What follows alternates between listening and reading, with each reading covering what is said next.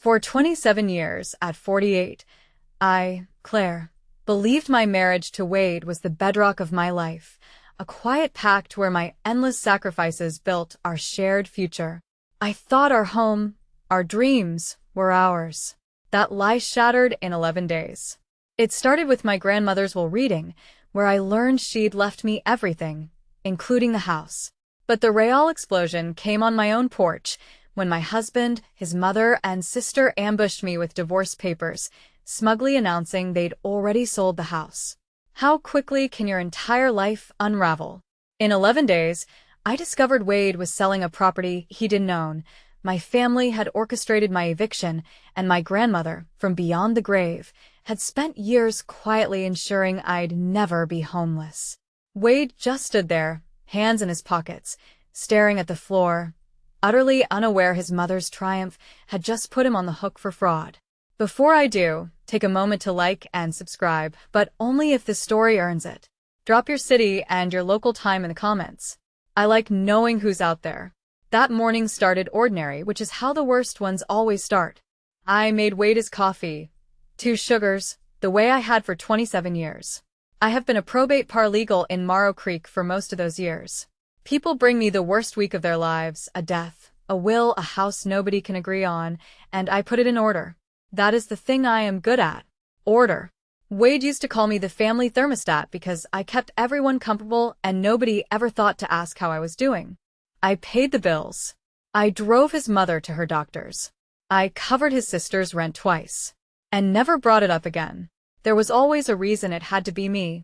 There was never a reason it could be someone else. My grandmother was the only person who ever told me to stop. Keep something back for yourself, Claire, she would say. Every single visit, like she was leaving me a key. She had died 6 weeks before all of this. 89 years old in her sleep with her reading glasses still on the nightstand. I missed her in the specific way you miss the one person who actually saw you. She raised me after my mother couldn't, in that same house with the wide front porch. And she taught me to read a contract before I signed my name to anything. I thought that was just how she talked. I did not understand yet how carefully she had been watching the people around me, or how long she had been getting ready. The reading was at the firm where I work, which felt strange, sitting on the client side of a desk I usually sit behind. Joan Pute handled it herself. Joan is 60, sharp as a tack, and she taught me most of what I know. She read the will slowly, the way she does when she wants you to hear every word. My grandmother left me everything. The house in Aspen she had owned for 40 years. A little under $7 million in accounts and land. All of it placed inside a trust with my name on it, and no one else's. I had known Nana had money. I had not known there was that much, because she lived in cardigans and drove a truck older than my marriage. Joan looked up at me over her glasses. "There's one more thing," she said. She slid a sealed envelope across the desk. My grandmother's handwriting was on the front. That careful slanted print I would know anywhere.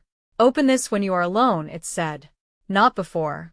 Joan told me Nana had given it to her 2 years ago with instructions to hand it over only after the will was read. I turned it over in my hands. It was heavier than 1 page. I almost opened it right there. Something stopped me. Maybe just the word alone. Underlined twice.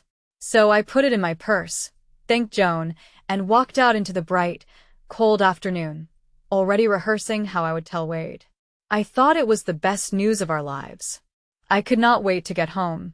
It is 15 minutes from the office to our house, all of it along the river road. And I spent every one of them imagining Wade's face. We could finally fix the porch steps. We could pay off Tarara's second mortgage for good instead of in pieces. We could breathe. Somewhere around the old grain silo, a smaller thought surfaced, the kind you keep pushing under. 3 weeks earlier, Wade had taken a call in the garage and shut the door. When I asked, he said it was a realtor looking at a property for a friend. Wade does not have friends who buy property. The week after that, Marlene called me twice to ask very casually whether Nana had left a will and who her lawyer was. I told her it wasn't her business, gently, because I always said everything gently.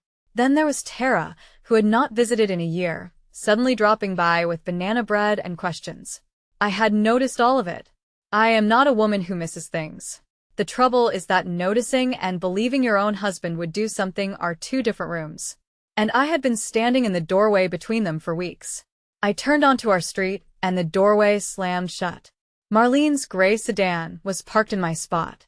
Tara's truck was behind it, and on the porch, 3 people were standing in a line like they were waiting for a bus, which is not what family does when it has good news to share. My foot came off the gas on its own. I told myself there was a normal reason for this. I have learned that the sentence "there is a normal reason for this" is almost always a lie you tell yourself right before you find out there isn't. I parked on the street and walked up the path I had walked 10,000 times. Wade would not look at me. He stood with his hands jammed in his pockets, staring at a spot on the floorboards like it owed him money. Marlene stood front and center the way she always positions herself. Chin up, coat buttoned, ready for an audience. Tara was half a step behind her, almost vibrating. The 4th man, I did not know. He was the one who spoke first. "Clare Whitfield," he said. And when I said yes, he handed me a thick envelope and told me I had been served. A process server on my own porch in front of my neighbor Hensley, who had stopped watering her geraniums to watch. WD finally cleared his throat and said the word divorce like it was a weather report. Then Marlene took over, because Marlene always takes over. She told me the marriage was finished. She told me they had already accepted an offer on the house, a good offer, cash, and that the new owners wanted to close fast. She said I should be reasonable and take the weekend to get my things. There was a smile on her face the entire time, the patient, pitying smile of a woman who believes she has already won. Then she delivered the line she had clearly been saving slow and clear so I could hear it too. "The house is sold. You're homeless now." The water from Dot's hose ran into the street. Tara actually grinned. Wade studied the floor, and I stood there on the steps of the house my grandmother raised me in, holding divorce papers in one hand and the news of $7 million in the other. And I felt something settle in me that was not panic. It was the cold, clean feeling I get at work right before I find the exact clause that breaks a case wide open. I just needed to be sure first.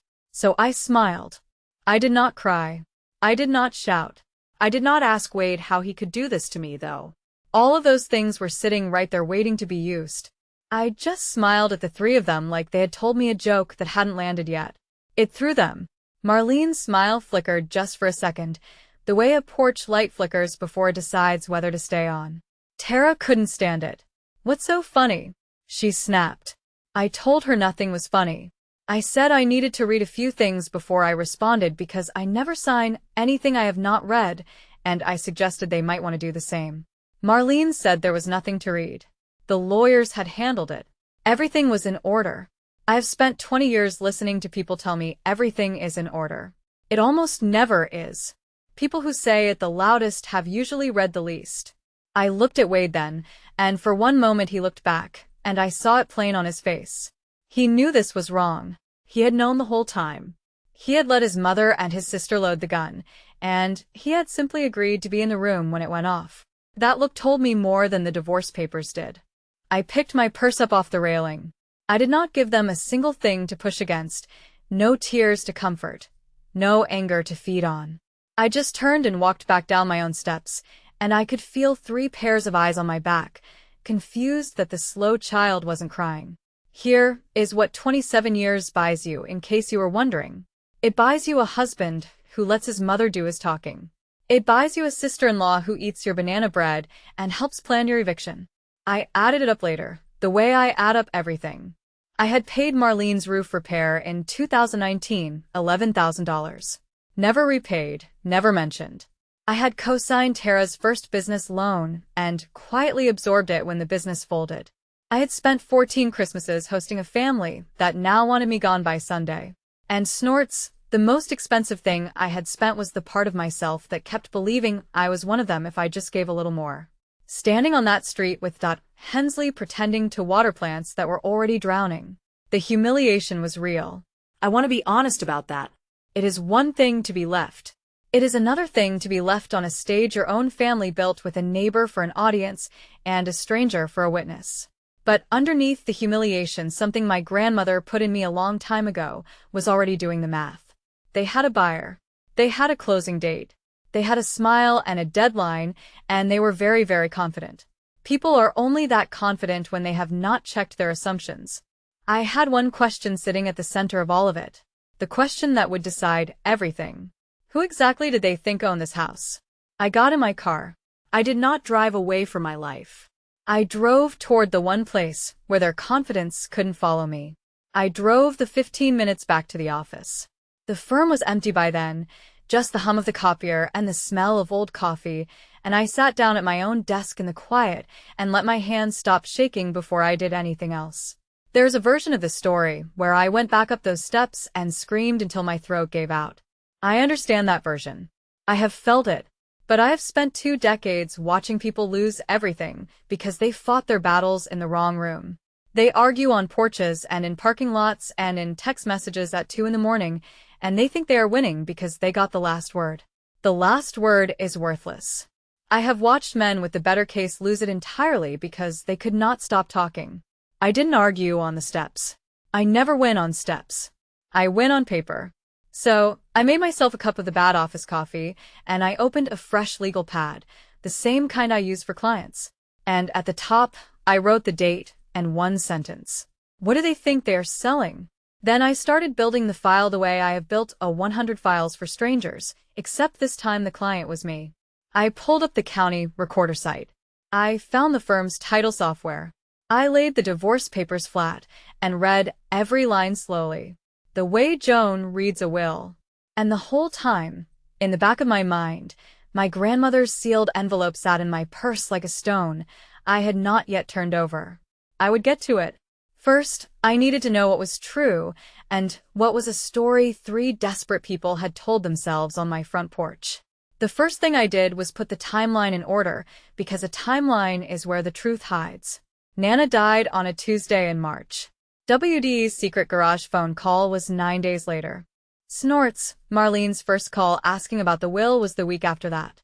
Tara's banana bread visit came 2 days before the divorce was actually filed. None of it was a coincidence, and all of it was a plan. I could see the shape of it now. The way you see a whole table once one piece slides into place. They had not decided to leave me. They had decided to leave me at a particular moment. The narrow window between my grandmother's death and the day her estate fully settled. They thought if they moved fast, filed fast, and sold the house out from under me fast, I would be too frightened and too homeless to fight for my share of what was coming. They were treating my inheritance like a clock that was ticking down, and they wanted to grab the house before it chimed. It was almost smart. It would have been smart against a different woman, one who didn't know what a recorded deed was.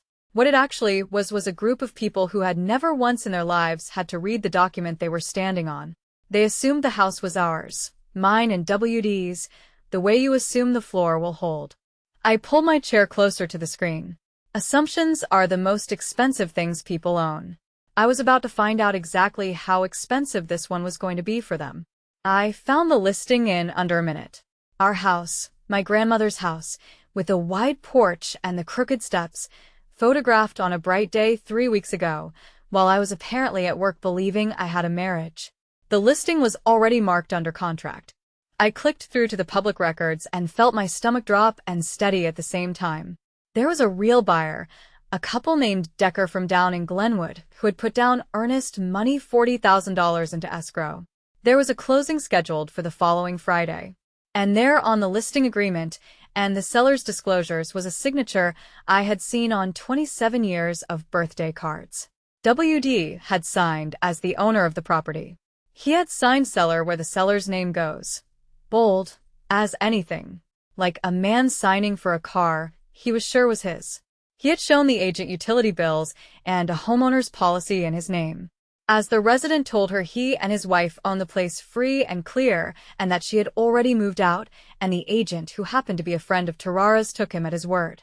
Nobody had pulled the actual title yet. That part comes later in escrow the week of closing when the title company finally does the digging the rest of them never bothered to do. For a second I just stared at it. This was not a threat anymore. Not a porch performance to scare me into signing. They had taken a stranger's money. They had promised that family a home. They had set a date. Whatever happened next, it was going to happen to real people with $40,000 in escrow, and a moving truck already on hold. The cruelty of it was almost impressive. They had not just tried to push me out. They had sold the floor out from under 3 families at once, the Deckers and mine. And though they didn't know it yet, their own. I printed the listing. I printed the contract.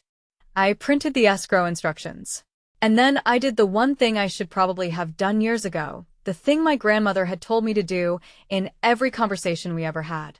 I went to look at whose name was actually on the deed.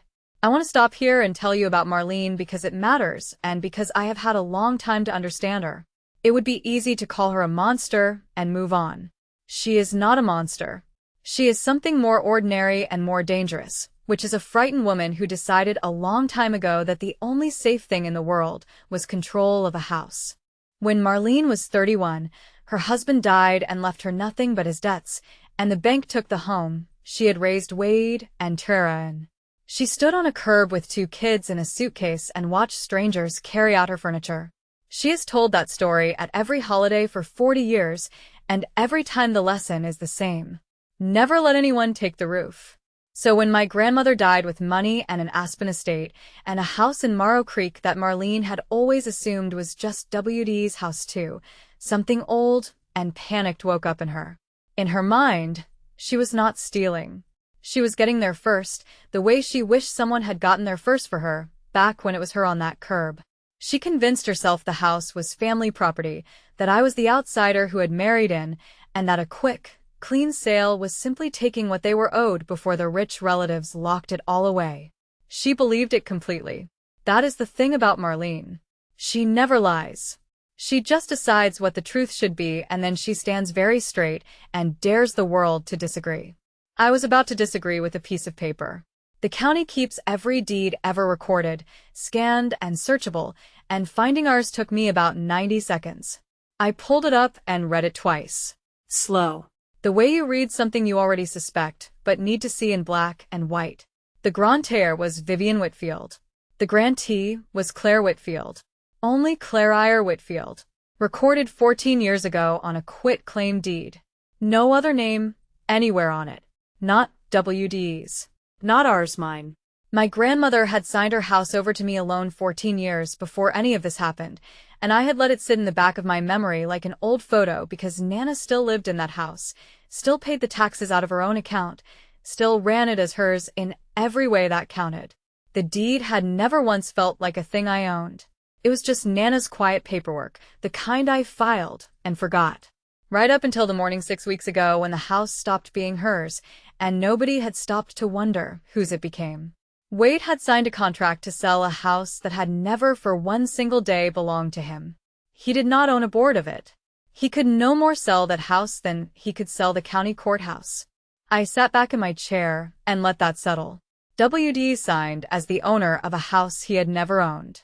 People do reckless things when their mother tells them to, but there is reckless. And then there is signing your name as the seller of property you do not hold title to in writing for money in front of a title company that is going to check.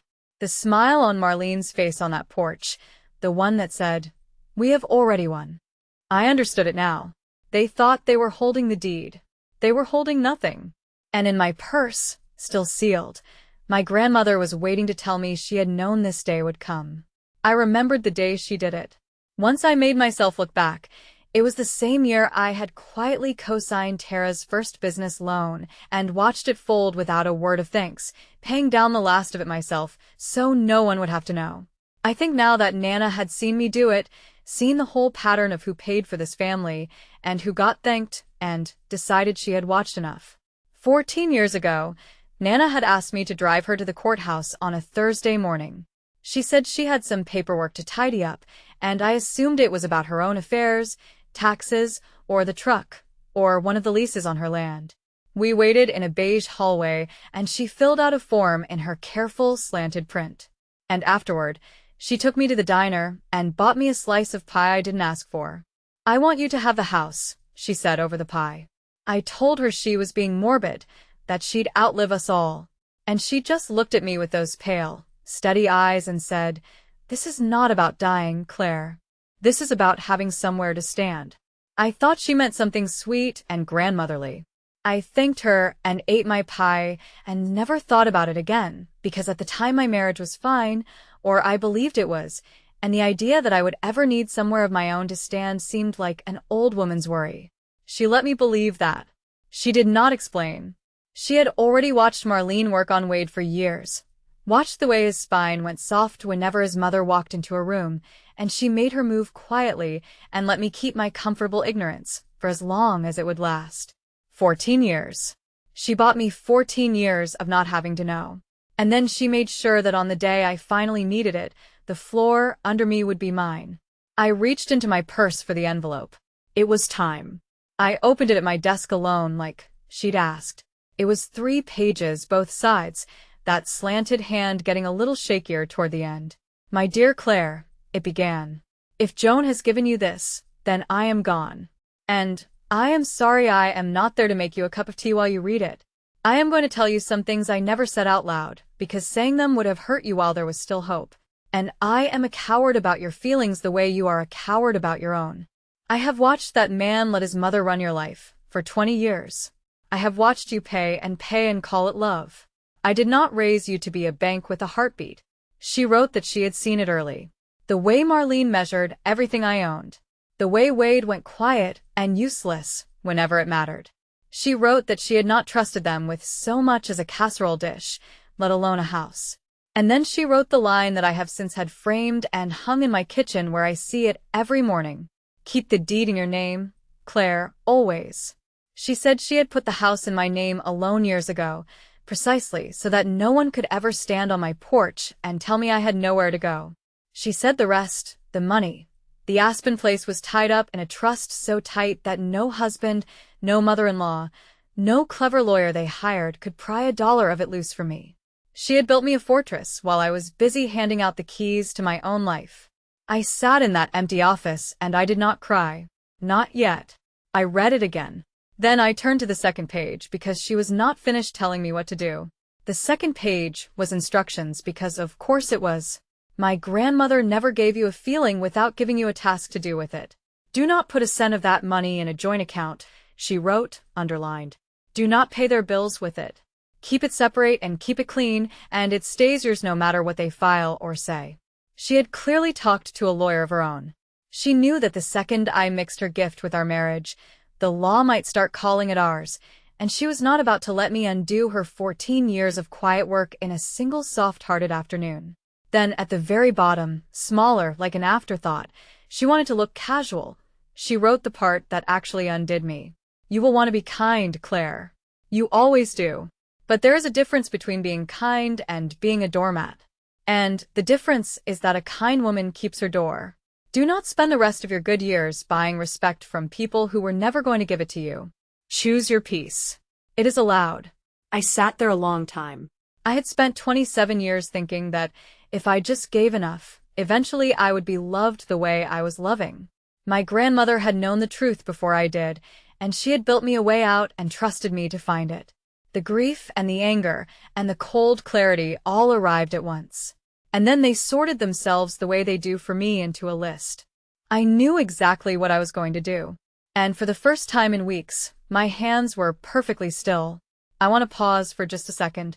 My grandmother spent her whole life being told to be grateful for whatever she was handed, and she refused. She read the paperwork instead. If there is one woman in your life who taught you to keep something in your own name, to keep your own door, then take a breath and go thank her, or remember her. Then come back because this is the part where it turns. I called Joan that night, and she came back to the office in her gardening clothes with reading glasses pushed up in her hair. Snorts, I laid it all out on the conference table like a case because it was one. The deed in my name only, the trust, the listing, WD's signature on a contract to sell property he'd known. Joan put on her glasses and read every page without saying a word, which is how I knew it was bad for them and good for me. When she finished, she took the glasses off and looked at me. Claire, she said, in Colorado, a house your grandmother deeded to you alone is your separate property. It is not marital. He has no claim on it. And more to the point, he has no title to it, which means he never had the legal right to list it or sell it. The contract rests on a claim that simply isn't true. No title company on earth is going to close on a sale where the seller isn't the owner of record. The formal title search hasn't even been run yet, Joan said, because agents take a seller's word at listing, and the title company only digs in once the deal is in escrow, usually the week of closing. That search was set for Thursday. It would have detonated on its own. You're just lighting the fuse a few days early. I asked her about the $40,000 the Deckers had put down. That, she said, is where it stops being just embarrassing for Wade and starts being a real problem. Because taking a stranger's money for a house you had no right to sell is the kind of thing that opens a person up to serious legal exposure. The kind that follows people around. She told me the inheritance was airtight, too. Sitting in the trust exactly the way Nana set it up. Nothing commingled, nothing exposed. I had every card. Now I had to decide how I wanted to play them. Joan asked me what I wanted. I told her I needed to think about that overnight because I only wanted to do this once. Marlene did not give me the night. She showed up at the office the next morning at 9 sharp in her good coat and sat down across from me like a woman conducting a negotiation she had already won. She had clearly decided that my silence on the porch had been weakness and that all she needed to do was apply a little more pressure to finish the job. She started gentle, which is how she always starts. She said she knew this was hard, that endings always are, but that I should think about being practical. Then she made me an offer. She would see to it that I got $15,000 to help me get settled somewhere out of the goodness of their hearts, if I would just sign the papers and let the sale close and not make a scene. $15,000 for my grandmother's house. She said it the way you'd offer a child money to leave a party quietly. When I didn't jump at it, the gentleness fell off her like a coat she was done wearing, and she leaned in. Everyone in this town already knows you couldn't keep a husband, she said. Don't make them watch you fight over a house, too. There it was. The thing she actually believed, that my whole worth was in keeping Wade, and that I should be ashamed enough to disappear. I looked at her for a moment. I thought about Marlene on a curb all those years ago, watching strangers carry out her furniture, and I felt something almost like pity. And then I let it go because pity is a door, and I was keeping mine. I told her very calmly that I would have an answer for everyone by the end of the week. She smiled satisfied, certain she had rattled me. She had no idea I had just scheduled her own undoing. That night, I sat in my kitchen in my grandmother's house, and I decided how this would end. I could have simply walked away. The deed was mine. The trust was mine. The sale was already dead on arrival the second a title officer looked at it. I could have let it collapse quietly, kept my peace the way Nana told me to, and never raised my voice for about an hour. That is what I planned to do. Then I thought about the Deckers, that couple from Glenwood with $40,000 in escrow and a moving truck on hold, who had done nothing wrong except trust a man who signed a paper. I thought about Hensley and the whole street that had watched me get served on my own steps and would happily go on believing whatever Marlene told them. And I thought about the difference my grandmother drew between being kind and being a doormat, and how the difference was a door. I was not going to scream. I was not going to plot some cruel trap. I was simply going to do out loud and on the record exactly what the truth required. And I was going to do it where the same people who watched my humiliation could watch the truth. Said it right. They had used a porch and an audience to shame me. I would use documents and that same audience to end it. My weapon was never going to be their weapon. They dealt in noise and pressure, and the story they told the neighbors. I deal in what is written down and recorded and true. I picked up my legal pad and started a list of who needed to be in one place at one time holding the right pieces of paper. The next morning, I did the boring, devastating work that real consequences are made of. I did not call Wade. I did not call Marlene. I called the title company handling the Decker sale, identified myself as the sole owner of record, and told their closing officer politely that the person who had signed the listing as seller held no interest in the property. I gave her the recording number for my deed, so she could pull it herself. There was a long pause on the line, the particular pause of a professional realizing a transaction is about to detonate. She thanked me a little faintly and said she would need to halt everything and notify the parties. Then I had Joan record a notice on the property, a simple document that tells the whole world the title is mine and disputed sales need not apply. It took 15 minutes and a recording fee of $43. That is the part nobody tells you about justice. It is not loud. It does not come with music. It comes with a closing officer's polite pause and a $43 fee and a clerk stamping a date. But the moment that stamp came down, the entire machine Marlene had built started grinding to a stop in places she couldn't see and couldn't fix. The listing agent would get a call. The escrow would freeze. The Deckers would learn the truth from a stranger. And none of those people had any reason to protect Wade, because none of them were his mother. I had not raised my voice once. I had simply turned on the lights in a room where 3 people had been working in the dark. And now everyone could see what was actually on the table. It was Tara who had pushed the timing, I learned. And once I understood why, the whole ugly clock made sense. Tara was drowning. Her business had closed 2 years before, owing more than it ever earned, and she had quietly taken a second mortgage on her own house to stay afloat. And that mortgage was now eating her alive. She needed cash, real cash, and she needed it before the bank moved on her. She was the one who looked at my grandmother's death and saw not a loss, but a deadline. She was the one who told Wade and Marlene that the smart play was to move fast, sell the Morrow Creek house, split the proceeds, and force a quick divorce settlement before the estate locked down. She did the math out loud at a kitchen table I wasn't sitting at and decided that my homelessness was an acceptable line item in solving her own. I do not feel sorry for her. I want to be clear about that because I know the kind woman I was supposed to be would find a way too. A person who is drowning can call for help. They can sell their own things. They can humble themselves and ask. What they are not allowed to do is shove someone else under the water to climb up on. Tara made a choice. She chose to plan my eviction over banana bread to save herself a phone call to a bankruptcy attorney. The water she was so afraid of was about to close over her head anyway, and now it would do it in front of everyone. I did not pull her under. She did that herself the day she decided I was disposable. WD came to see me alone, which was the bravest thing he did in the whole affair. And even that he did badly. He found me at the office at the end of the day and stood in the doorway like a man who wasn't sure he was allowed in, which in my office he wasn't. He couldn't look at me. He looked at the carpet, at the window, at his own hands. He said my name twice and then he said he hadn't thought it would go this far. That was his great confession. Not I'm sorry. Not I was wrong. Not I should have stood up for you once in 27 years. Just I didn't think it would go this far. As if the whole thing had been weathered that happened to him. As if his own signature on that contract had been forged by a stranger. I looked at him for a long moment, and I saw finally and completely the man I had spent half my life carrying. Not a villain. Marlene was the will, and Tara was the engine, but Wade was the soft, agreeable nothing in the middle who would sign whatever was put in front of him by whoever was standing closest. He had never chosen me.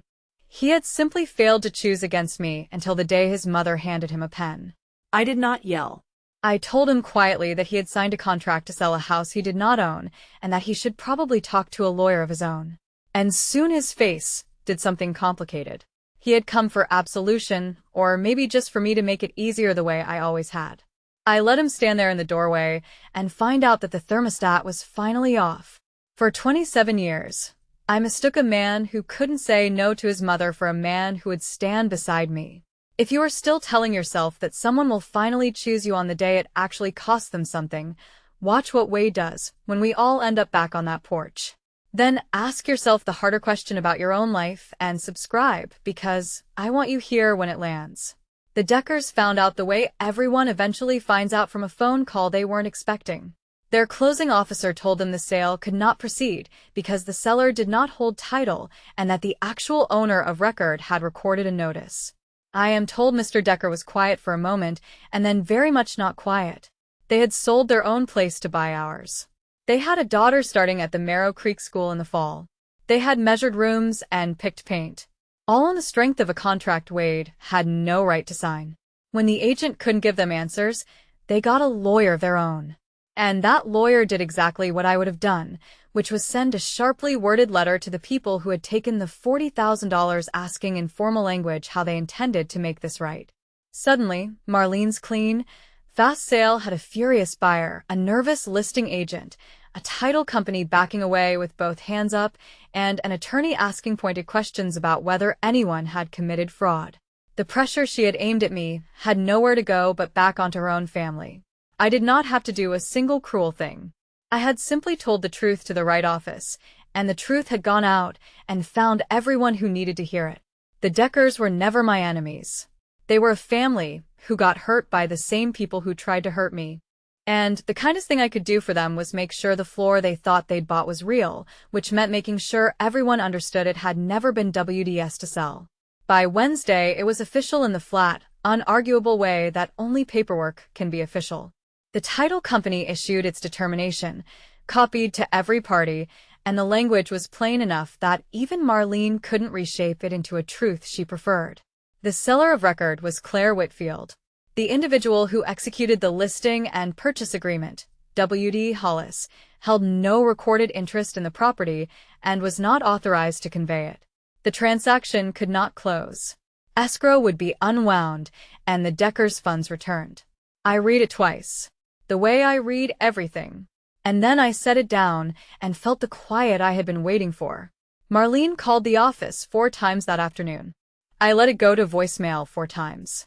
She had no move left. She could not pressure a title company into pretending Wade owned a house he didn't. She could not shame a recorded deed into changing its mind.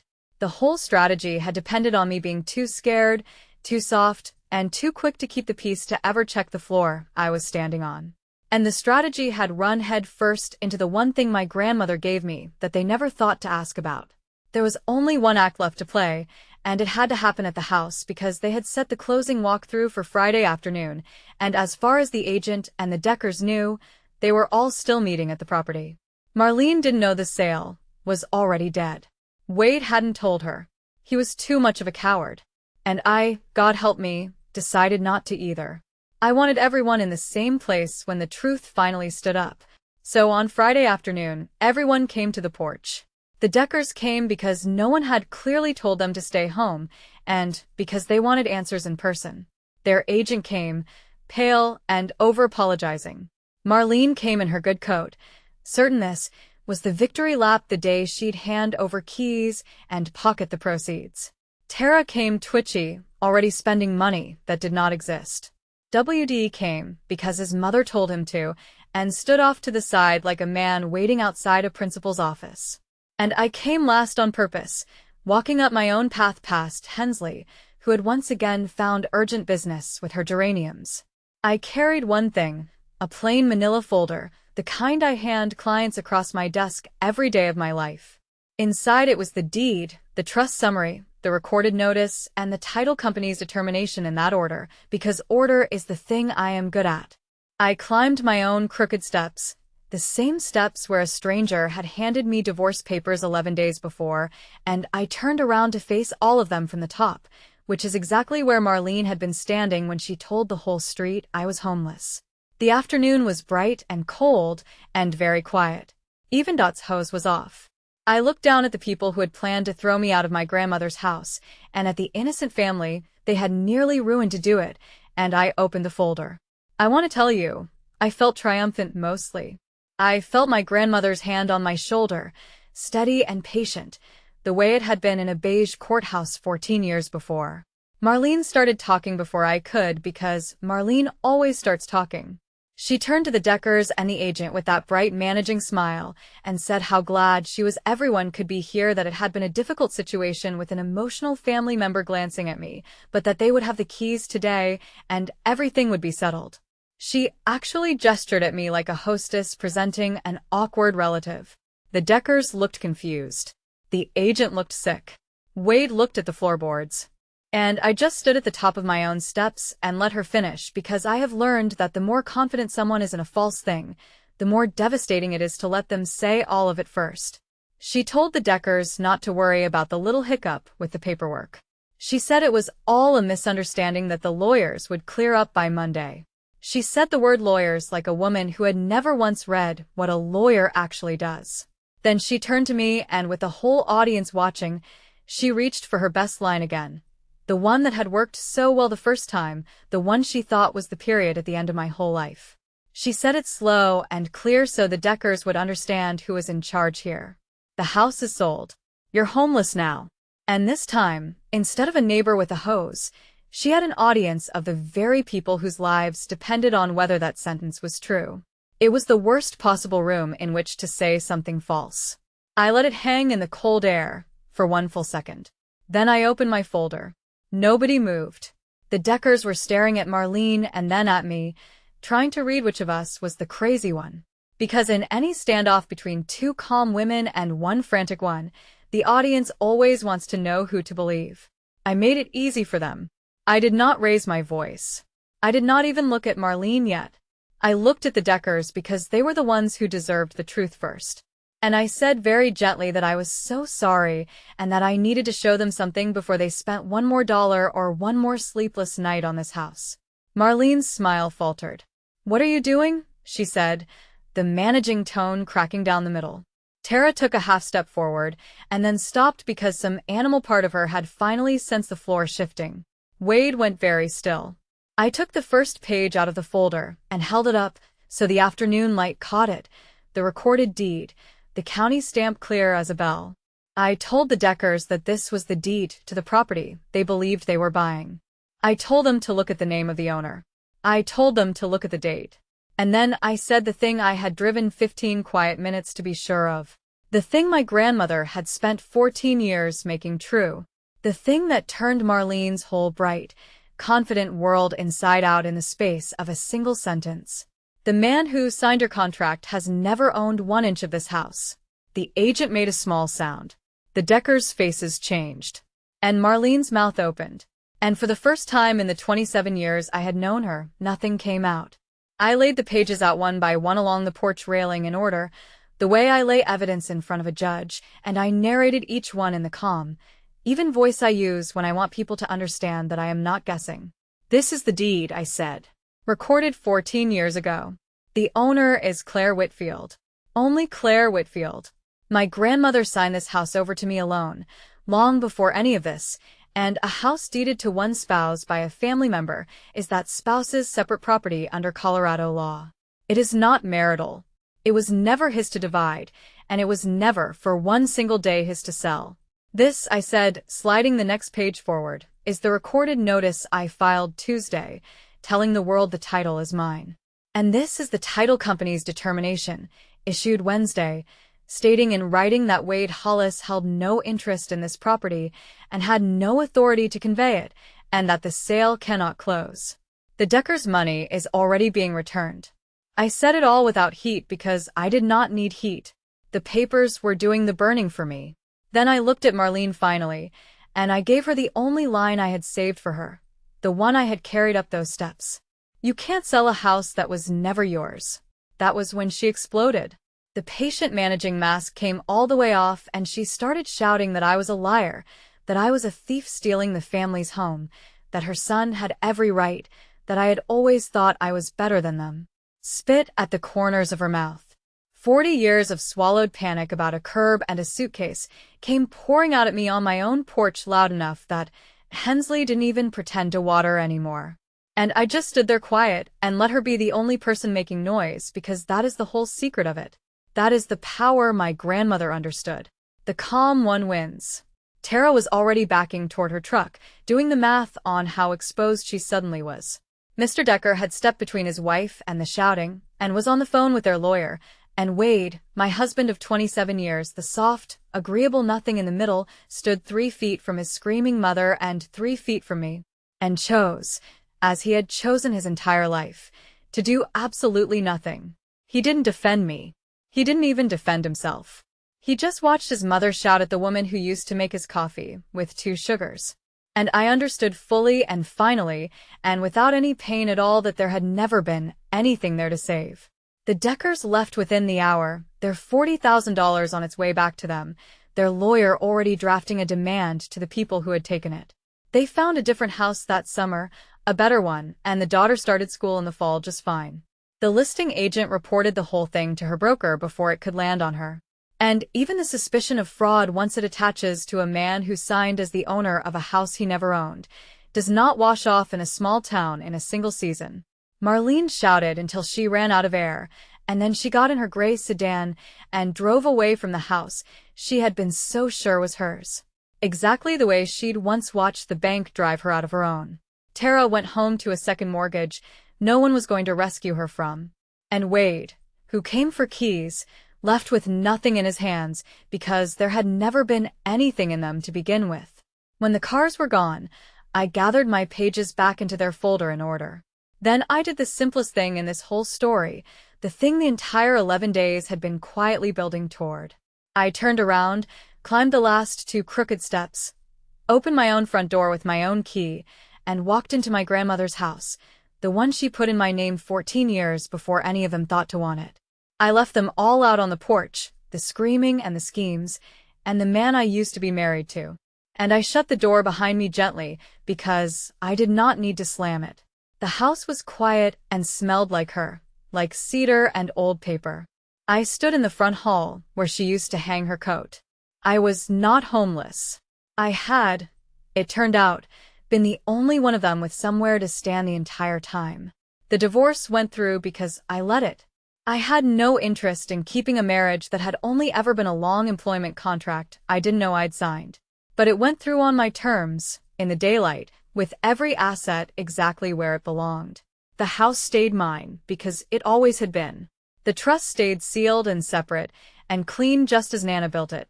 $7 million and an Aspen estate that no lawyer Marlene could afford would ever pry loose. WD got the divorce he asked for and the legal mess he didn't. And he moved into his mother's house, which I find is the most fitting ending a story could give him. Tara lost her own home that winter, Clare's throat, to the bank she'd been running from. The exact fate she had tried to hand me to save herself. Marlene never apologized, never wavered, never once admitted the deed said what it said. She just stopped telling the curb story at holidays because she no longer had an audience that didn't know how it really ended. As for me, I sold the Aspen estate because I did not need a mansion and I put the money to work the way my grandmother would have wanted, quietly. I kept her house in Morrow Creek with its crooked steps and wide porch. I had the steps fixed finally by a contractor I paid in full and never had to chase. And I hung her letter in a frame on the kitchen wall, the second page, the part about kindness and doormats and doors where I could read it with my morning coffee. 1 sugar now. I stopped making it the way Wade liked it the morning the locks were changed. People in town ask me sometimes if I'm angry, if I lie awake hating them. I don't. Hating them would mean leaving the door open just a crack in case they ever wanted back in to earn it. My door is closed, and a closed door is not an act of anger. It is an act of peace. I seed at Hensley over the fence, and we talk about her geraniums, and she has in her way become the witness who corrected the story for the whole street. I work at the firm still, putting other people's worst weeks in order. And now and then, a woman sits down across my desk who reminds me of who I was 11 days before that porch. And I tell her one thing before anything else. Go check whose name is on the deed. I am not the family thermostat anymore. I am a woman with a house, a quiet bank account, and a morning I get to decide for myself. It is not a loud life. My grandmother taught me that the good ones rarely are. My grandmother never told me to be grateful for crumbs. She told me to keep my name on the things that mattered and to walk toward my own peace instead of bargaining year after year for a respect that was never once going to come. That's my story. A porch, a princess server, and a deed 3 people never thought to read. If it reminded you to check whose name is on the things you have earned, do it this week, not someday.